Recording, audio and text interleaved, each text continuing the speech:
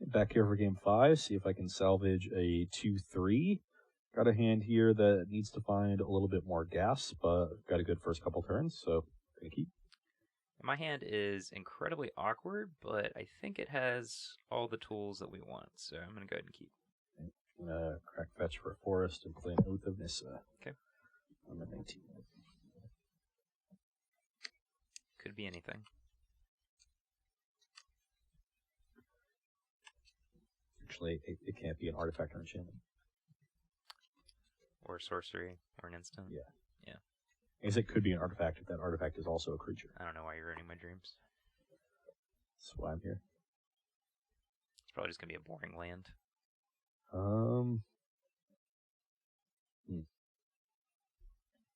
So, these are our two options. This one is the riskier of the two.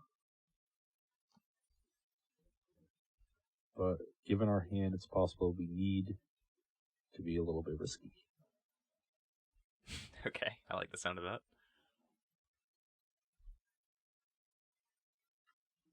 I'm going to try it. I'm going to take a Den Protector. Ooh, a Den Protector. Alright, our hand is still really awkward. Because we're not guaranteed to be able to play this next turn, I think it's just much safer to lead out with this land. Go ahead. Ding. Risk paid off.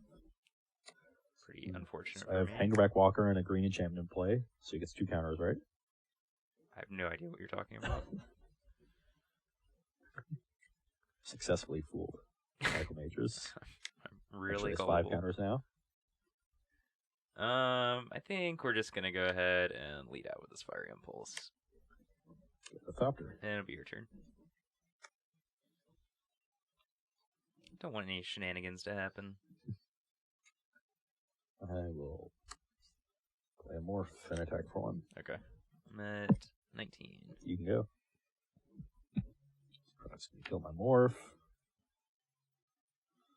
Alright, that was a good draw. So now we can get a basic and play 2 spells.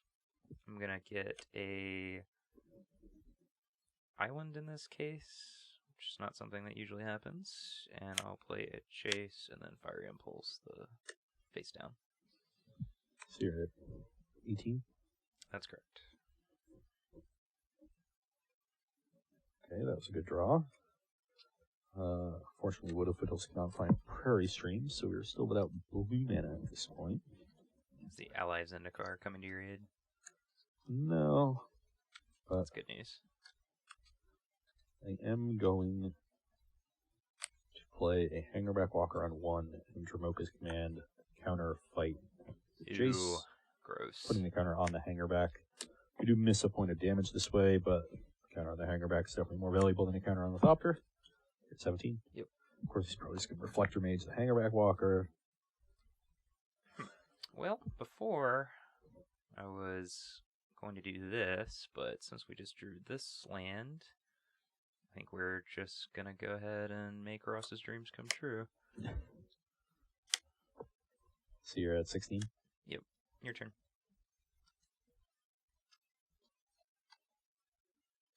Attack you for 1. 15.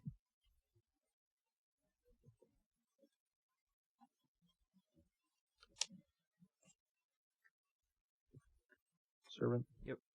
You can go. Reflector Mage is so powerful. Alright, we're gonna Painful Truce for 3. You're 12. That was pretty ugly. Good. Go ahead.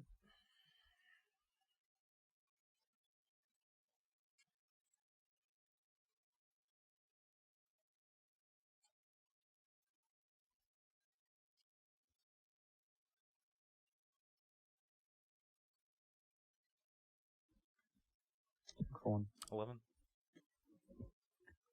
Could play this, but I think I can try to set up a situation where this will defend it. So I'll just use all my mana and play Hangerback on 2. Okay. You can go. And we just really want to hit our land drops, so I think we're going to play Treasure Cruise and I can either choose to leave up white mana or blue mana. And based on our hand right now, we're probably most interested in casting this card, so I think we're going to leave up blue mana.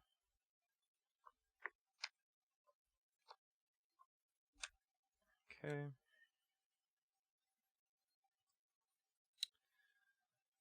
This looks like a lot like game 1. Michael has 1 million cards in hand and is doing nothing. Hey, I bounced your creature, okay. Let's cast 2 more Painful Truths. And I think we're just going to go ahead and cast a Radiant Flames for 2.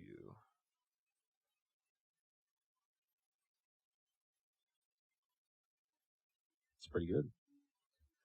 Now, Servant isn't going to have a target when the trigger goes to go on the stack. Well, if you stack this first, and then the hanger back on top of it, you'll have tokens. Oh, but you have to choose a target. To choose a target. Never mind. So I'll just end up with 2 Thoppers. And I'll go ahead and offer the trade.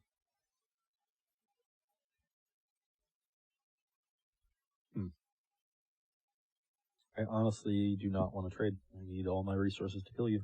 At 16. Alright, your turn. Yes, sir.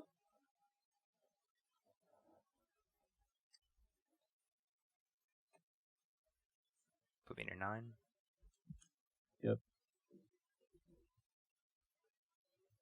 Interesting.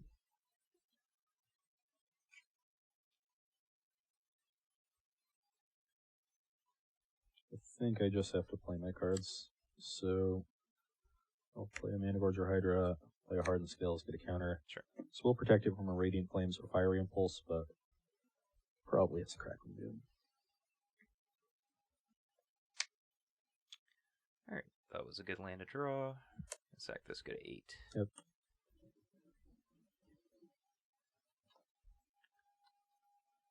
Gonna play a Soulfire Grandmaster, and then a Crackling Doom. Brings her to 10.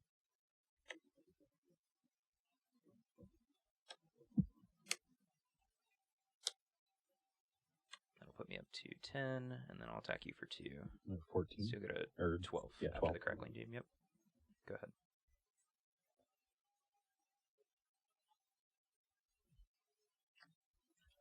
Hardened Scales, Silkrap Grandmaster, attack for 2. Yep, I'm at 8. You can go. Yeah, 1 card in hand. Yep.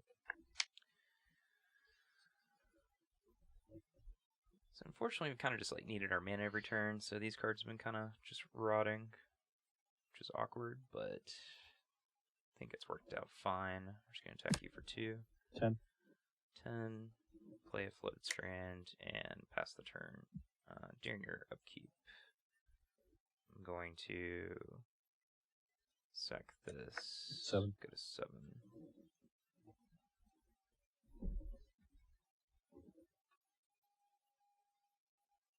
Get another Prairie Stream. I think that's the last fetchable land in my deck.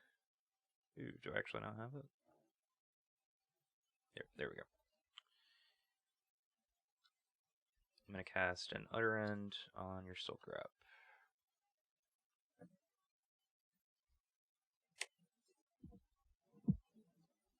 And then I'm going to Kolaghan's Command, deal 2 damage to a token and make you discard a card. And that'll put me up to 9. Yep. Turn. Yep. Attack you for 1. Go to 8. You can go.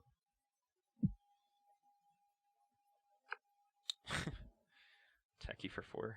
6 to 10. 6 to 10. I will activate Soulfire Grandmaster and Crackling Doom you. 4 to 12. Go ahead.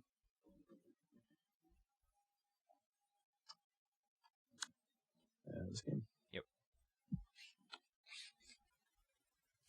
Alright, we're here for the conclusion of our match of Jeskai Black versus Green-White Hardened Scales. Ross, how'd you feel? Not great. Deck didn't really come together in a lot of my draws. Never really got to play my Planeswalkers early, and you just kind of browned me with your Jeskai cards, as they are prone to do. Yep. Jeskai Black, still a really powerful collection of cards. Unfortunately, didn't get to see Crush of Tentacles as much as I would have liked. The first game, if I'd drawn it, I think that probably would have led to me winning. I had nothing left with a bunch of Thopter tokens. You would just clean my board. Yeah. Even that game that I won, it felt like that was a game that you lost more than I won. Right, I kind of just sat around and killed myself. Yeah, twirled your thumbs and dealt yourself 8, which I'm at least thankful that you gave me one. Yeah, game. I mean, I had to give you one. You know? Yeah, give me the first one just to give me this sort of false hope. Yeah, this false hope to where I can just kind of pummel you for the rest of the match. That was the plan. So everything just went swimmingly. Mages is one for the long con. He plays this nice guy act, but in reality, he's just here to crush all my hopes and dreams. But even the game that I played, the Crush of Tentacles, like it was pretty good. It kind of reset the board, gave me this big threat, and then I was able to like flood the board with some small creatures after that and put some pressure on you. So I could see it being powerful. I'm not sure if it's something you want to like break your back to like build your deck around, but we'll see. Well, you didn't really break your back to put it in the deck, just a few Magmatic Insights, which are fine in the deck anyway. We've seen that pop up as a 1 or 2 of from time to time in the Jeskai Black deck. Crush, as you said, in the game you cast it, I think it was win more in that game. It was a game where we were already pretty far ahead, but I think Crush is going to be really good against some of the stronger draws out of aggressive decks like Hardened Scales. If I ever had the sort of great curve like Hardened Scales, Hangerback Walker into like Nissa or something like that, you could easily fall behind and then need something like Crush to catch you back up. And that's something that the Jeskai Black decks can struggle with, especially if they don't have an early Jace or an early Fiery Impulse to really get off the ground with removing its opponent's threats. And then you're stuck with these hands of sort of clunky 2 and 3 mana removal spells.